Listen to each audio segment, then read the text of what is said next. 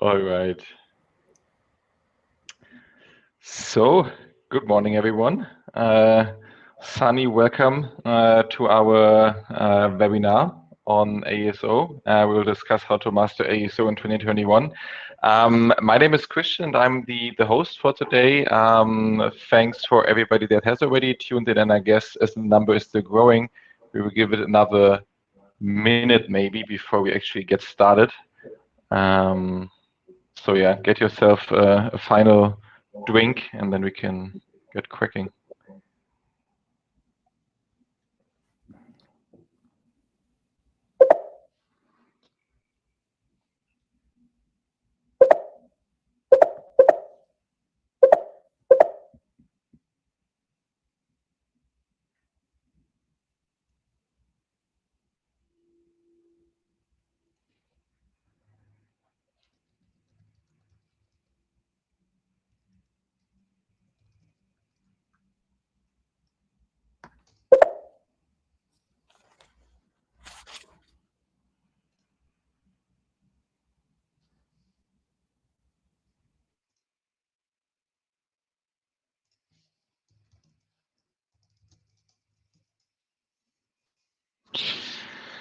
Alrighty, so 2 minutes past 11, let's start. So welcome again to the webinar for today on ASO. So the headline is How to Master ASO in 21. I'm Christian, like I said, I'm your host today, and I got an awesome lineup of speakers that I will talk to today. First up, thanks everybody for making this happen. Thanks for our friends at AppTweak, Adjust, Hero and SoundCloud for organizing and joining the show. Super pumped actually about this event. Before we get to the topic of today, let's start with a very brief round of introduction so that everybody also knows you people on the panel here. Maybe we start with Kanzu from Adjust, if you want to say a few words. Yeah, of course. I would like to introduce myself first. I'm Cansu, and I'm really excited to be here today. Thank you for joining us. I'm working as a customer success manager at Adjust, and Adjust is a mobile measurement and analytics company. We are providing different range of products, including measurement, fraud prevention, bot detection, and automation. And our main motto is making marketing simpler, smarter, and more secure. And in a nutshell, we are helping our clients to maximize their app marketing efforts. Awesome. Thanks a lot. Great to have you. Then moving on to Morgan from Delivery Hero. Hello, everyone. Great being here today. My name is Moan, and I'm the ASO manager for Delivery Hero entities and brands. And yeah, great being here today. Awesome. Thanks for joining us. Next up, Dora from SoundCloud. How are you? Hi, everyone. Good morning. My name is Dora. I work at SoundCloud. I'm a director of organic growth at SoundCloud. And SoundCloud is an audio platform where you can upload music or any other type of audio, such as podcasts as well, and find your audience on the platform. Awesome. Thanks so much. And then Simon from AppTweak. How are you? Good. Thanks, Christian, for hosting us today, and super happy to be here. So for those who don't know me, I'm head of ASO at AppTweak. So I'm working with my team to help our clients basically solve their ASO challenges and try to take them to the next level when it comes to boosting visibility and or conversion. Great. Then let's have a few words on myself. I'm Christian, as I've said 5 times already now. I'm the co-founder of a company called Customlytics. We are a small consulting firm based here in sunny Berlin. Well, typically it's not so sunny. We are small, we're 35 people, and we work with our clients on all topics around mobile marketing, including ASO, but also a lot on the technical infrastructure, attribution tracking, CRM, all those kind of things, to campaign management and paid stuff. And yeah, super happy to be the host and the moderator for today. Before we get into the talk, I will give you a very brief introduction into ASO to begin with, just to make sure we have kind of we're all on the same page and kind of have the same kind of common ground to discuss our stuff. And then one important note that I already wanted to drop is that we will not be talking for the full hour. I think we will only go until 11:45 and then have 15 minutes or maybe even 20 minutes for questions. So if you have any questions on any of the topics, just drop them into the questions box here, and we will discuss them later. You can also directly address some people. Yeah, feel free to do that. And by the way, super awesome to see you guys all joining from many different locations. So yeah, welcome again, everybody. All right, ASO, what is it about? ASO, well, the acronym stands for App Store Optimization, as I guess most of you will know after you've joined today. And what it describes is essentially the process of maximizing your organic app installs so that you actually get more high-quality users into your app. There are two overarching and kind of different objectives with ASO. The objective one, or the goal number one, is discoverability. Discoverability is essentially about your app being found by more people in the stores. So the biggest thing to do in the discoverability part is essentially working on your keywords, because yes, App Store search is still the biggest source for installs in the stores. And then also some factors that you kind of can only control to a certain degree, but they play an influence on how you rank in the store, which is the amount of installs and uninstalls, but also your ratings and reviews. So discoverability, short summary, this is the part where it's about actually getting more organic installs just because your users are finding your app because you rank higher in the store. That's kind of this part. And then there's the conversion rate part, which is on the right-hand side here. On the conversion rate part, it's more about actually maximizing the conversion rate from users that land on your App Store page, so already the product detail page, to users that also make the install in the end.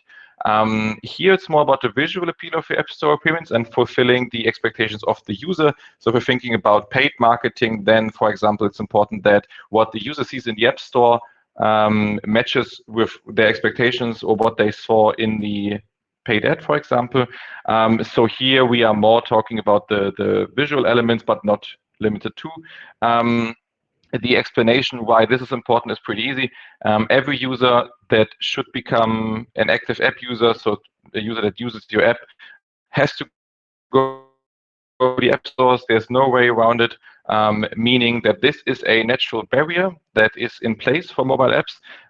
And you know, every percentage in conversion rate that you lose here is, well, probably a lot of users depending on your app that you lose, and especially if you're doing paid.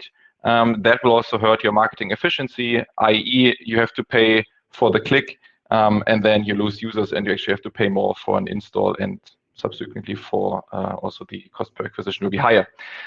So that's the two main objectives of ASO. Again, kind of on the last point that I already made, yes, all users have to go through the App Store to get your app. There's no way around it, meaning that this is a place where you should really put a lot of focus and that you should optimize. Yeah, just again showing that from all different various sources, users have to go there to actually become active users of your app.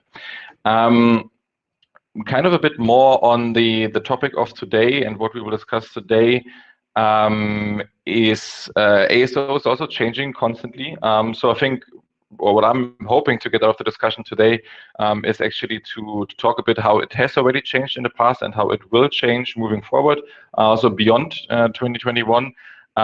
So yeah, it's a bit, I would say it's a bit comparable to what's going on in SEO, so search engine optimization on web, where, you know, Google and the other search engines are always constantly changing things about their algorithms, and then people have to change their websites again, and that's kind of a whole business around this SEO part. It's kind of a similar thing in ASO.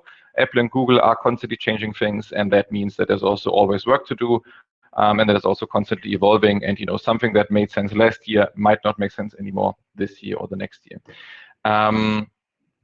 Part of it, like I said, if you think back to the two main objectives, objectives. ASO consists of many different things to do. There's the metadata, which is essentially all the written parts, title, subtitle, and so on. This is typically where you start.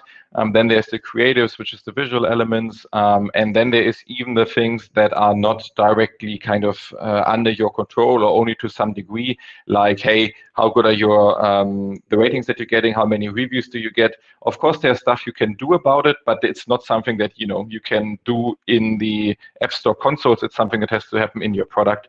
And the same applies when you talk about like install and uninstall rates, for example. Yes, so everything that you see in the App Store is essentially part of it.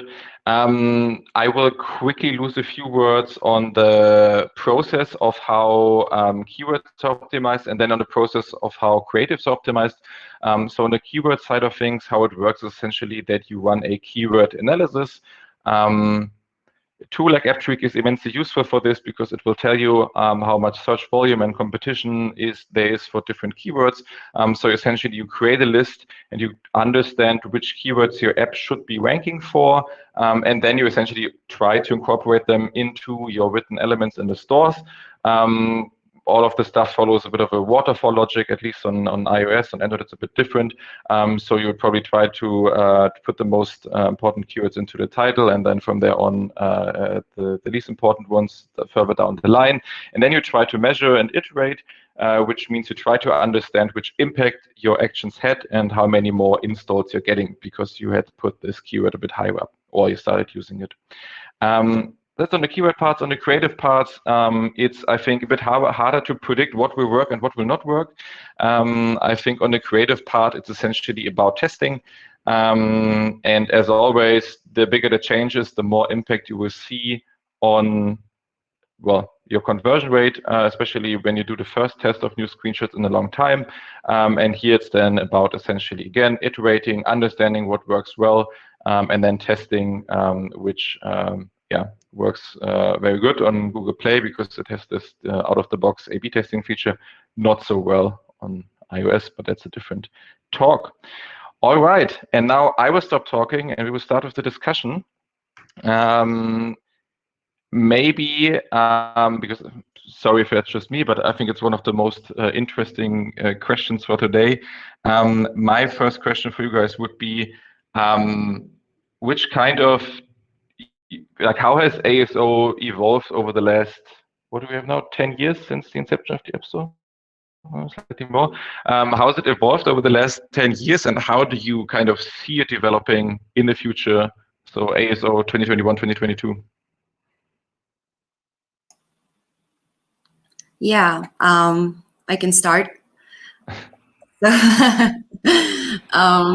So basically, I think what stands out to me when I try and assess the differences between how I practice ASO nowadays versus what it was like even back to 2016, 2017, there is a vast difference, right? So, I mean, not only are the consoles a bit different today and they're looking at the data a bit differently, but also the major trend is, I think, leaning more and more towards the brand. And so when you look at keyword optimization, for example, right? In the past, and those of you who practice, keyword optimization on a daily basis, you probably can relate to that. You would see a lot more volume and importance going into the broad terms in the past, right? We used to have those longer tails that we could optimize for. And so small developers, for example, would have the opportunity to really stand out by performing an extensive keyword research and finding out the best opportunities for them that weren't necessarily the most competitive terms, but also the medium volume search terms that, that they could have as an easier win for their strategy. Whereas nowadays, and even looking at the data that the Google Play console provides us, right? So for your top converting keywords or your top traffic driving keywords, you would see more and more leaning towards the brand keywords, your competitor names keywords, or your own branded terms. And so what that indicates to me, for example, is that ASO and brand should go hand in hand together more and more, right? So the branded campaigns, for example, and ASO can, I mean, I see a good potential for the collaboration there. And I know that we do it internally as well. We rely heavily on our brand department and their data and what they have to say about our users. And yeah, you need to monitor that. And for example, developers who are not really putting so much effort on their, I mean, that they're already big brands, they need to, yeah, work a little bit on their brand awareness. And for the small developers, for example, this holds an opportunity for developing their own brand identity and kind of doubling down on that as much as they can and try and really win quick wins of, like, you know, those several search terms that are still not branded, but rather broad search terms that you can find in each and every market that are still very valuable, and you can try and target or improve your targeting towards. So for example, if you have that in your, let's say, Android metadata within your description, but you're not happy with the way you rank for it, then you would have to consider promoting it to other assets where you target keywords, etc. So that's one thing that I noticed that is different. And I would also say that it would probably be more around now we see that we have that issue with privacy that is growing bigger, right? And with the new iOS 14.5 restrictions, then yeah, it might be a bit of a problem for user acquisition and performance marketing teams to target and retarget users to the same extent that they used to.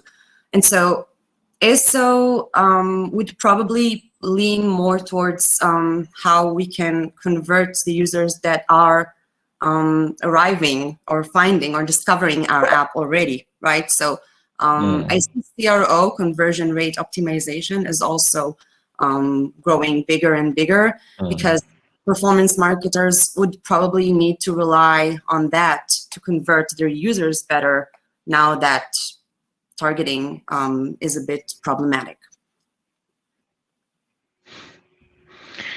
Let's see if it gets more problematic later today when they finally release the iOS 14.5 after being in beta for like a year. It feels like.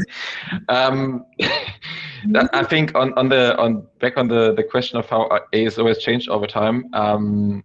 Maybe you can like you people on the panel can tell some funny stories, but what I always find fascinating is how it has also changed over time in terms of the sheer kind of limitations or rules that Apple and Google has put, especially with Apple and their, like, let's say, well, they don't have a track record in being a good search engine. Let's put it in a political correct way. How that has changed over time. I can remember the days when iOS titles could be 256 characters, and literally every app on the store was like, I mean, we were doing it at Delivery Hero. Every app on the store was like, yeah, Delivery Hero order food in Berlin, Munich, Frankfurt, 10 other cities, and that has changed at some point. Right. So the stores are less forgiving for keyword stuffing nowadays. That's another difference. So Google, for example, is now, at least they're claiming, to be more sensitive to the natural language usage, as opposed to the past where you can actually keyword stuff your Android description. Yeah, so I guess they're trying to have the stores appear less spammy and more focused on the actual messaging that you want to send to the users. And that is also why we're seeing less real estate where you can actually target those keywords. I think also in terms of advertising, actually, like that, when we go back a few years, that was the big change, actually, is when Apple introduced search ads in 2017. So now it's kind of the talk of the town again, because search ad is going to be the one exception to the whole app tracking transparency framework.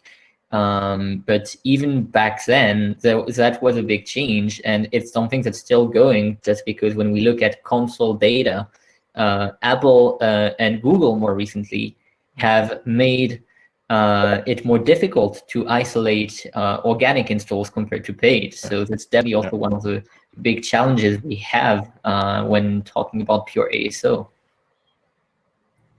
Especially around this privacy topic, data privacy topic, actually marketers will find it more difficult to retarget or conduct targeting or retargeting.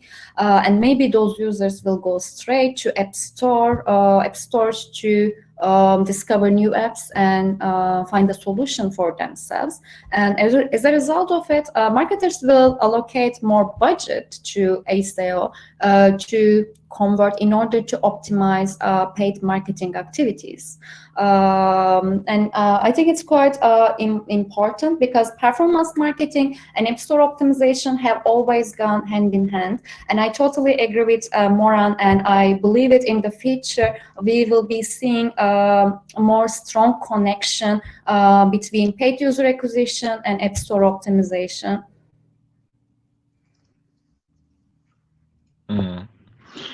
All right. So I think actually I just saw that for everybody in the audience, we have the first poll. So we have kind of, I forgot to mention in the beginning. Yeah, okay. So work on my moderation skills.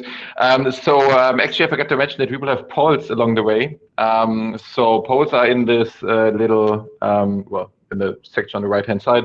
And it's like little, well, polls as the name implies, where typically on some question that we discuss in the talk, you can, in the audience, you can also leave your answer. So I think the first poll that we have right here is, what's your preferred method of keeping up to date with ASO trends? So for everybody that hasn't put in their answer yet, I will do so now as well. Can only be one, but I would say it's this. Interesting. So yeah, I'm like most other people, it seems. Yeah, industry publications just so hard to find good ones. All right, I will keep this running, and then we kind of probably move on to the next question that I prepared, which is how do you, kind of on what you just said, Kansu, how do you see all the work that you do in ASO, so the work on your organic growth, where does that live in your overall marketing strategy? How does it go together with your paid activities? What are overlaps? What are synergies? Does it even correlate at all? So how do you see that? Actually, I would say that's the biggest challenge. There are different approaches to ties ASO activities to profit. They can take what would they have spent approach, and basically they can use average cost per install number as a benchmark and multiply with incrementality. But in order to pinpoint this incrementality, so what we are offering our clients, they can see the organic data on their dashboard, and they can put data in a graph mode as well. They can use different widgets, and they can pinpoint on how much incrementality those ASO activities are bringing. Because there is no question that ASO brings incrementality in organic users, but the question is how you can prove that correlation. But not only organic data they are seeing on our dashboard, most importantly, they can also connect this data with ASO tools so that they can get more complete picture. Maybe Dora, how do you see this in your daily work? I don't know how strong paid is with your marketing strategy, but how do you think that goes together? Yeah, that's a very interesting topic. So I think it really depends on your product and how recognizable it is. For example, for SoundCloud, it's a very recognizable brand, and we have very strong organic traffic. Just to give you an idea, up until last year, we have not ran paid marketing for quite some time, and we were actually number 2. We still are actually swinging between second and third position in the US in our category. So we were number 2. There, only with organic traffic, only with ASO. And then we started doing some paid marketing, trying to test some channels. And what happened And it's really funny because it's not like we were not expecting it, but it was really crazy, is that our paid marketing completely ate our organic. So what happened is that our organic was on a free fall versus paid was like really increasing.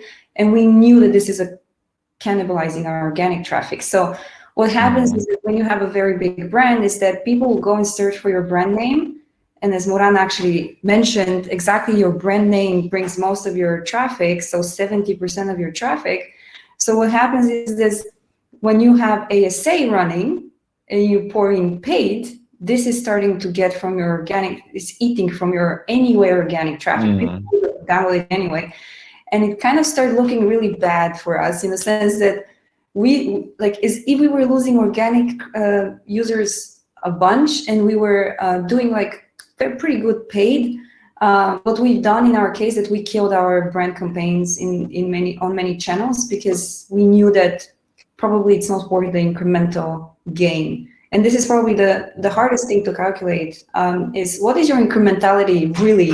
What is it really? Because you cannot just look at the paid installs and then divide, whatever your spend is. And this is, oh, I have an amazing CPI. This is completely false because within this acquisition, there is organic that you would have gotten anyway. So how do you really measure your incrementality? So of course, there is a way that you can take a baseline. You can take your organic traffic. You can say, what is my baseline? What is my seasonal baseline, more or less? So you can deduct and say, okay, this is probably the incrementality.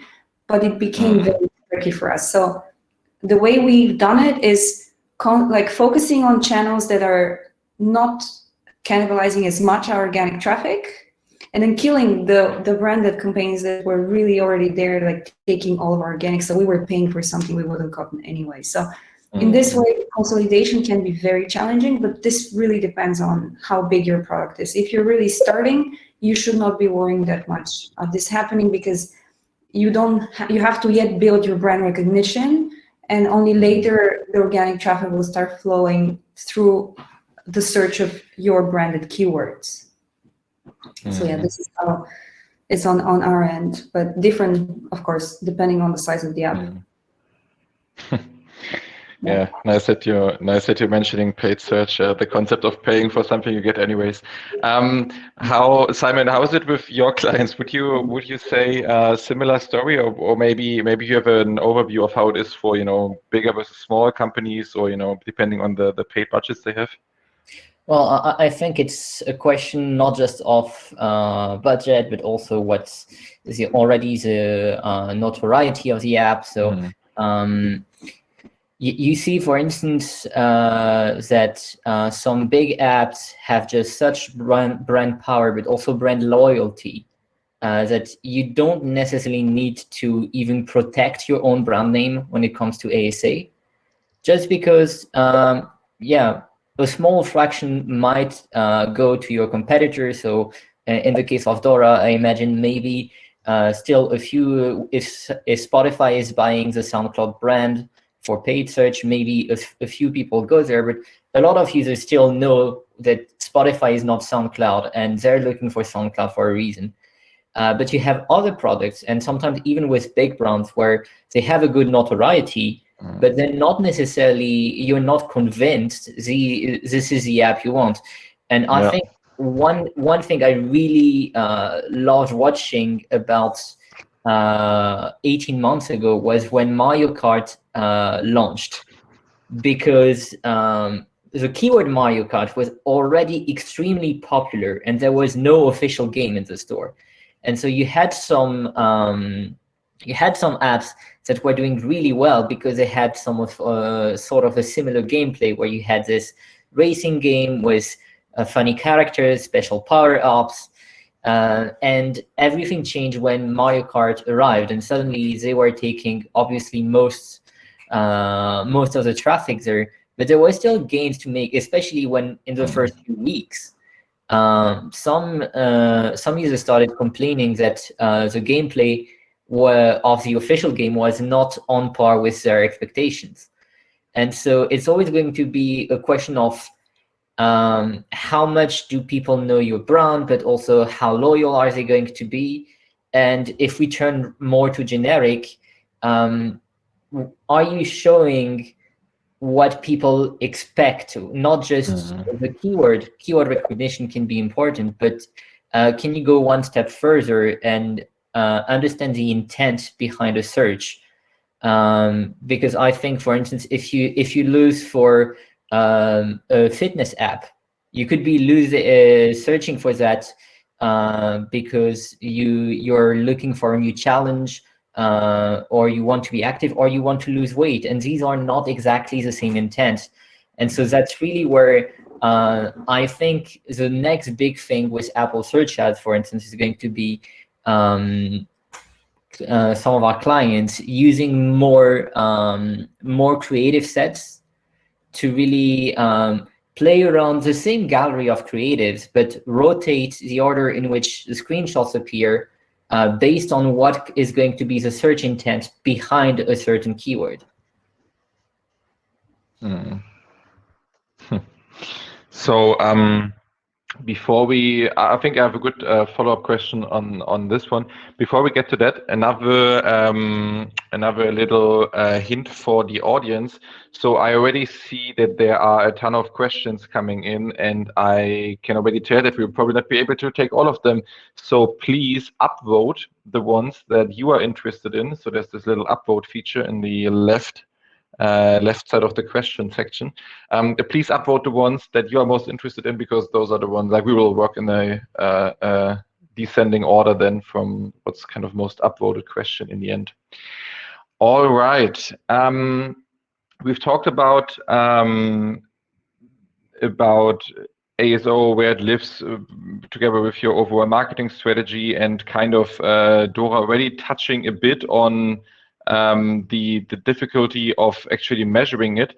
I want to talk a bit more about this point actually, and I think the question I want to put here is, what are the specific KPIs that you look at, or metrics and KPIs that you look at for your ASO efforts? So what is the things you take into consideration?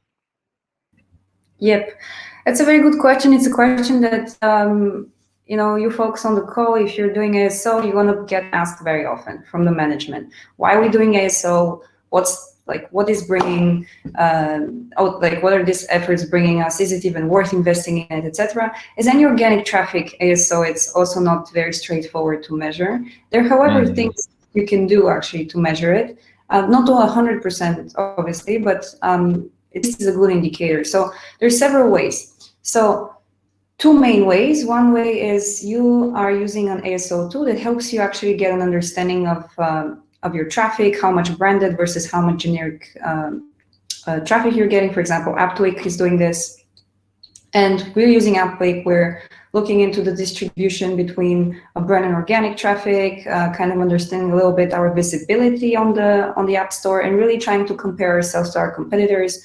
And yeah, just understanding your environment and where do you stand.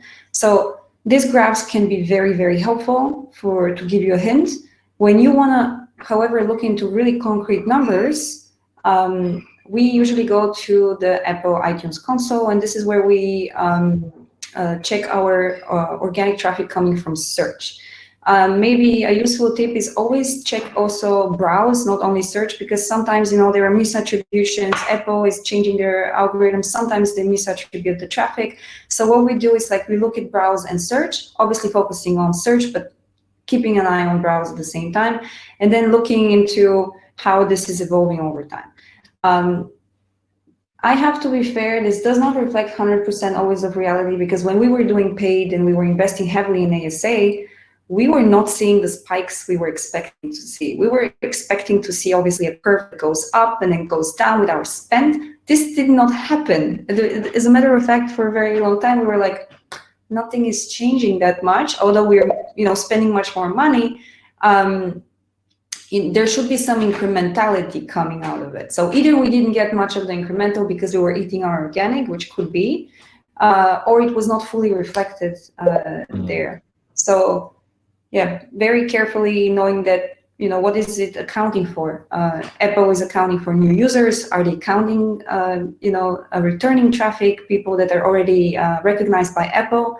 Probably missing these installs, so really be mindful of that. When it comes to measurement, look at your consoles, look at what they're telling you from your type of acquisition traffic, same for Google Play. And then look also in one of the ASO tools that really provide you with this granularity. And then the best is you connect both. So you actually have the information flowing to the ASO tool. And this is also allowing you to see real numbers there and better estimations. So this would be my recommendation for measuring ASO. And if you're really bold, I haven't been that bold, stop your entire ASO and see how much traffic you lose. I haven't been that courageous to do that, you know, but this is another way. Just to add to what you were saying, I think also when it comes to connecting the data, if you have the data analyst for that, because it's a very complicated job to go into that, because it requires to do a lot of estimations, baselines. But one thing to do is you can even try to go and add your attribution tool to the mix to also have an idea of what's happening further down in the user funnel and in the user's life experience. So unfortunately, you can't have the exact measurement of how many subscribers do you get from a specific keyword, but you can always try to get a better understanding of how cohorts are behaving. And here, this is one of the few situations where I think personally Apple Search Ads finds grace to my eyes. It's because there you can actually have information about specific ad campaigns, specific ad groups that you have, and this is where you can start having an idea of how exactly can you be sure that the lifetime value of an organic user is better than that of a paid user, because that's something that we often repeat. I know I do often, and that's because we've seen it in the past, but you can always check it when you do this connection. I can also add on app analytics and measurement perspective. There are a bunch of metrics: organic conversion rate, organic installs, user retention, acquisition cost, revenue, ARPU metrics, or active user metrics like daily, weekly, monthly active user, lifetime value, or any specific user activities you would like to measure. Of course, there is no one single metric which will show the overall success. Instead of that, we will be combining and bringing lots of metrics together to get the bigger picture.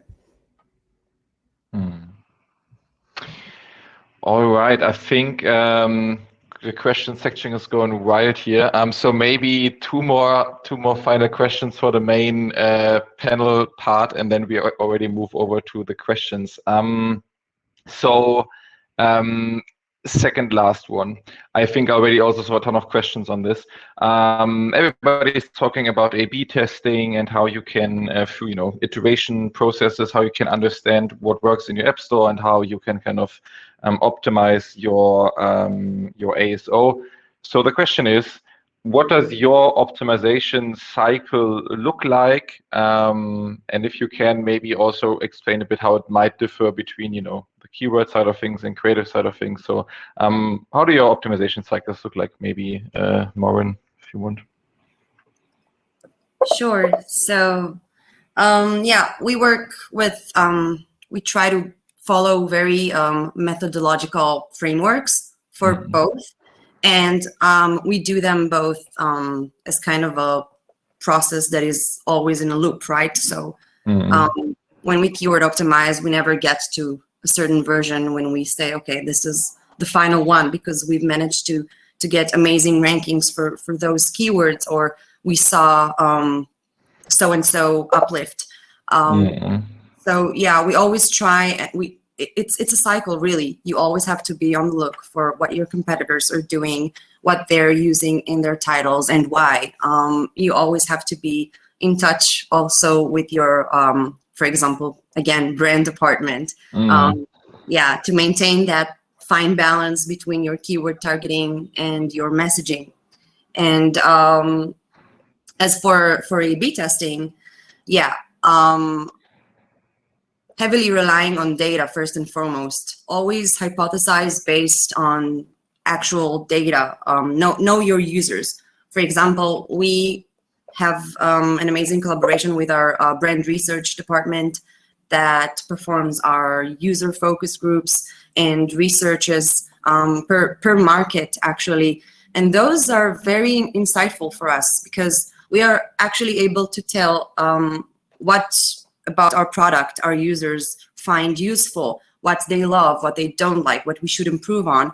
And we can tailor that to our messaging and what we want to show in our A/B testing moving forward. And when we combine that data of actual, unique selling points or value propositions that our users across our different geos like and want to see, and we take that and perform an extensive research on what the current visual trends are within our category, but not only. And then we are able to come up with a strategy and communicate it better to our design team as well and our copywriters, and kind of make them see why we think this might work, and not just putting this with the red background might look good on our visuals, right? So you always need to have a reason behind those changes that you're making, and a hypothesis that you can later either validate or not in your A/B test, and then draw a conclusion and doing it all again. And when you have a successful test, that's very valuable, and you can have amazing learnings from it. But also when you have a failed test, that's also very useful, and you always have to use that in order to get to know your users better. And so working systematically on both fronts will probably be the best way for us to go, and this is what I recommend to follow. So we are sliding a bit into the topic of A/B testing here, and on that account, actually, there's also the next poll coming up. So if everybody wants to go into the poll section and check, the question goes: how long do you run your A/B tests? So everybody can leave their vote there, and we will look at it in a second. Maybe in the meantime, Dora, how are you doing your testing cycles? Anything you want to add to what Mohan said? I wish we were as best in class like Moran actually does it, because they're doing it really, really the way you should do it, right? Like with your audience research, etc., which is super important. In our case, and actually this is a panelist question for Moran actually, because also when it comes to recognizable brands, what we've done in the past is that when it comes to A/B testing of visuals, we've tried quite a few different approaches, and every single time we were absolutely certain that our new set of banners looked so much better than the previous one. We could swear by it, like really 7 people in the room being like, this is beautiful. And then we run it and it has zero impact on conversion, and this has happened several times. So my hypothesis is that when you have a very recognizable brand, people don't really care much about your visuals in a way, unless you have something really exclusive and something to feature. And I think, I think Spotify does that with their exclusive podcasts, for example, something that exists really like this content that they only own.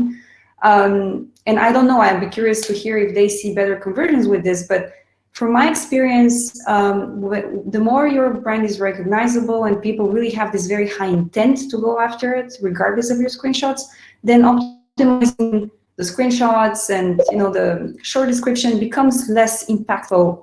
If you're a smaller than app, of course, then people kind of decide based on the visuals. But in our case, this is very complicated. And just on that note, we optimize screenshots pretty slowly because we need a lot of permissions from artists to use content.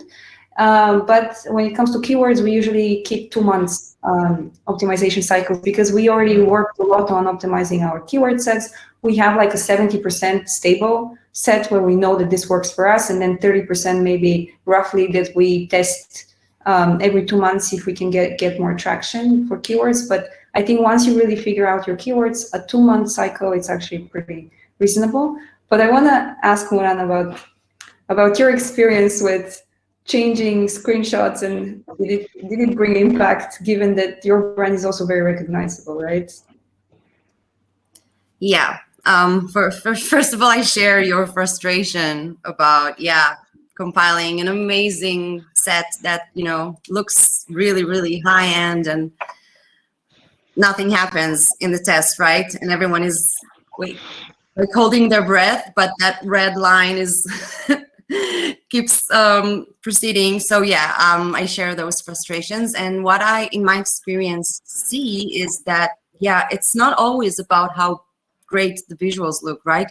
So once you get to the point where changing the background or something visual within the screenshots or any other store asset that you're A/B testing for that matter, once you get to that point where you see that it's less impactful to redesign it as such or the other, then you might want to start A/B testing different messaging throughout those visuals, right? For example, promoting a new feature or a specific promotion to your subscription or to one of the products that you're selling, or testing, as Simon mentioned earlier with the creative ad testing, but this could also be just as applicable to Google Play testing, right? So replacing the order between screenshots where each and every one is conveying different messaging.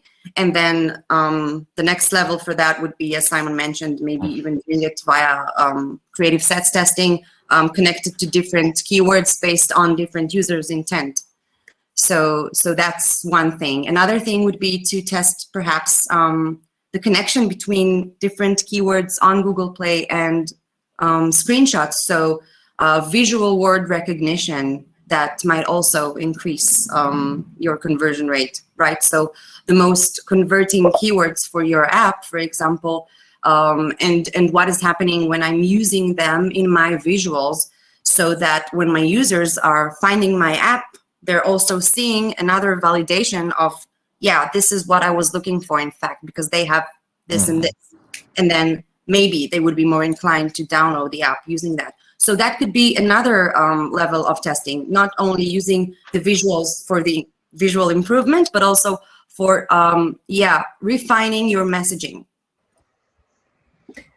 I think here also the whole challenge maybe for the audience, because there are so many people, I imagine there's so many different cases. It's just that in the end, everything about testing is all about the hypothesis in the end. So it's really taking the time to formulate what is it exactly you think can make a difference, and then taking the time, and that's also, I think, one of the most frustrating things. It's taking the time for the experiment to run its course and make sure you have a reliable result. So that's where, for instance, for when it comes to Google Play experiments, at AppTweak, we introduced last year the notion of doing A/B/B tests instead of just A/B, because we had seen with clients in the past that when we did A/B tests, sometimes we had this red line, but also sometimes we had this amazing green light, and we were like, oh yeah, let's go for it immediately. And a month later, the client would call and say, we don't understand, because we were supposed to get a conversion uplift, but when we look at the true numbers from the console, it's not there anymore. And so we had this huge look at why is this happening, and we found that probably there is a lack of control in how Google creates samples between who sees the new design and who sees the old one. And so just repeating the new design a second time was a good way to make sure, like, hey, are people seeing the new design in version 1 and 2 behaving the same way? Which then means, okay, it whatever impact we're seeing is actually coming from what we did, or is this something coming from just who gets to see a certain image? Because that's also a challenge. Is people, based on how they came to the store, don't have the same propensity to just say, hey, I'm going to download this app anyway. Yeah. Add to that, sorry, one small thing. I never rely only on Google Play telling me that the experiment has in fact ended and my results are ready, but rather if this happens within a few days, I would always wait for at least one full business cycle, if not two, to finish, so that I know that I have tested this over the weekend and over weekdays, and also that I have enough results to make a statistical significant results. Maybe do you think would it be better to analyze user level data? Because if the brand recognition is really high, but that doesn't mean that if you segment your users, everybody will react in the same way. So maybe you can receive the user level data on your site and you can segment your users to understand which creative is performing better for which segment, so that you can deep dive this user level data, and it will give you maybe more insights around this A/B tests. Or I don't know, maybe would it make it more complicated on your end to analyze data? I'm just asking. I think actually, well, the more data you add, the more complex it gets every time, but it doesn't mean you shouldn't do it. So the challenge is just what can you measure? And to me, this user data is not something you want to look at just after the test or during the test if you're using a platform that allows you to collect it. But it's also something you should just look at before doing the test to formulate this hypothesis, because if you see a certain feature is really catching on, or on the contrary, if you see it's not being very much used, you can decide, okay, I'm not going to showcase it that much, or maybe I should show it more often. I think here, one thing I really find interesting with Google Maps is that they're so well known for the GPS part that now they're talking a lot more about finding utilities on their store listing. And I have no idea if that works really well for them or not, but I find what they're doing at least very singular, because it shows an approach that is based on, I trust my users to download my app for the core features that everybody already knows, and how can I try to push into another space with that? So I think we could go on with this topic, but we have to. So I will also skip any more questions that I had on my list. I think we have to move to the question from the audience section, because otherwise we'll go on until tomorrow. So maybe let's pick the first one that has a lot of upvotes. Yes, I will pick one. It's not the one that has the most upvotes, but it's kind of in line with the previous topic that we had. So from Jazib, the question is very much like we discussed. Sometimes I get positive results from experiments in the first, now we hit the button here, in the first 10 to 15 days. But if I keep going, the results get worse, and the status changes on the console from showing the winner to going back to, and now the question moved somewhere, going back to more data is required. How should I deal with this? So essentially, you have a winner, and then you wait longer, and then it goes back to more data is required. So for Google Play experiments. Maybe I'll start here. I'd say that's basically the problem of statistics. You want to wait long enough, but you also don't want to wait too long, because there's just a question of what seasonality is affecting your app. And at some point, people are just going to be so different between the beginning of your test and the end that you're going to see an inversion in behavior, possibly just because users are not thinking about your app for the same reason. So every app will have their own challenges. My recommendation is usually to say go for 7 days at least. And after 7 days, look at how many people have converted. Is there enough people that have gone through the test to think there is some level of reliability? And also, are you seeing that whatever trend was happening throughout the test has just been increasing over time? Or are you seeing that the curves were narrowing between the first day and the last day, because if you see that people are already starting to behave differently between day 1 and day 6, then I'd say, you know what, either stop the test and relaunch it, or continue the same test, but something's happening. So a lot of it is just digging through the data. My preference is just never less than 7 days, because we know that people don't download the same kind of apps based on the day of the week. I know I'm definitely more likely to look for a movie streaming app in the weekend than during weekdays, for instance.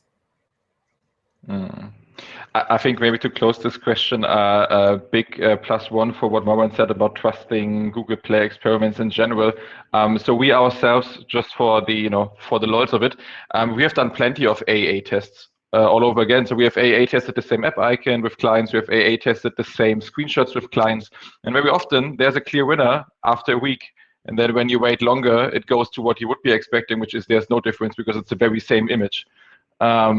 So yeah, I think the answer there is look at how much data you can get and then take it from there. So next question, most upvoted one now from Kartik K is, how frequently do we change the content description and other metadata information in the Play Store to improve ASO? Who wants to go first? Sure, I can go. So first of all, I agree with what Dora mentioned earlier. Around 2 months cycle, I think, is not too frequent, but still on top of what is going on. So it might be that I would approach this and look at my metadata and try to assess where I'm standing at the moment, and I will be pleased with it. And I will see that I'm in line with my competitors and that my messages are communicated precisely and clearly and reflect the product at its very stage. And then I might select not to do any revisions or modifications to my metadata, and that's also fine as long as you're on top of it, right?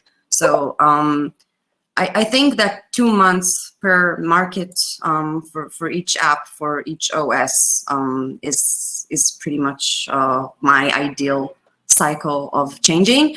What you need to keep in mind is those special times where you have a new feature launch. You need to always remember that your metadata should reflect what is actually going on within your app. If there's a promotion that has been removed, also remove it from the metadata and so on. So it always reflects the exact state and not sending any misleading messaging.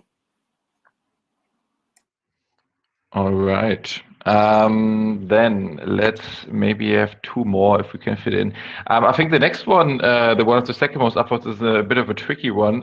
So Nadim is asking how to improve organic keyword rankings in the Apple App Store if you can't move keywords from the keyword set, so the invisible one, to the title. Any other methods, ideas? I'll go here. I'd say, obviously, this is a challenge we see with big brands. A lot of big brands will even reject the idea of adding one keyword in the title. And it's very frustrating. And usually the first thing we do is just show them if any competitors or any other big brands that they still are okay to identify with is doing it, just to say, this is happening anyway, so you're just missing an opportunity. But when you have to work with these strict guidelines, I think it's a big challenge is going to be how creative can you be, and also how many keywords do you want to rank for. Knowing that you're depriving yourself from the weight of the App Store title just means you have less keywords you can target. And then it just use your subtitle for sure. And remember that the criteria to appear in the top 10 is not going to be just where is this keyword in your metadata, but one very important factor is going to be how well do users convert for that keyword. And that's where Maren talked about visual word recognition. And obviously, if you just want to push for a certain keyword, if users see it in your creatives, if they understand that when they're searching for that word, this app is going to answer their need directly, you can try to still improve your rankings without thinking it has to be in the title. And yeah, and I have another tip. If you're not using that already, then you can also, on iOS, leverage on secondary localizations. So the App Store indexes apps based on their metadata from more than just one country. For example, all apps are indexed for the UK metadata, no matter where the user searches from, except for US, Canada, and Japan. So this opens up a lot of opportunities from an ASO perspective, where you can not only use your title and subtitle and keyword field in your own listing, but also leverage on another locale. And then, so Mexico and US, for example, are a good example. And then you can basically double your real estate of keyword field. You may not have the exact same impact as using your main store listing, but this kind of serves as another trick to index yourself for additional search terms. So I think, yeah, we're 1 minute over time, but I will take one last question because I think that was uploaded quite a bit as well. It's kind of in line with more on what you talked about already. And the last question we'll take is going to be this one, which is, which one is more effective on ASO, launching worldwide simultaneously or launching country by country? Who wants to take that?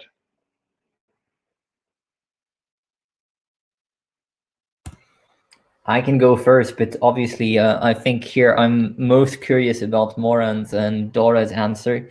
My way of looking at it will just be, it depends on your resources. It's the first way to be effective on ASO is making sure that you have good keyword research, good creatives, and that takes a lot of resources, even for just one country. So if you have the resources to go for all countries at the same time, absolutely go for it. But if you have limited resources, which is the case in for most companies, just identify which markets are going to make the most impact for you, and be creative about it. I still hear a lot of people saying that they want to start with iOS US, and I tell them on iOS US, you're going to be facing the highest degree of competition. So it doesn't mean you won't have any success, but consider the cost and benefits of going for the toughest market first, or also looking at opportunities to grow in markets that are really starting to trend up now and are not being that optimized in terms of pure keywords, for instance.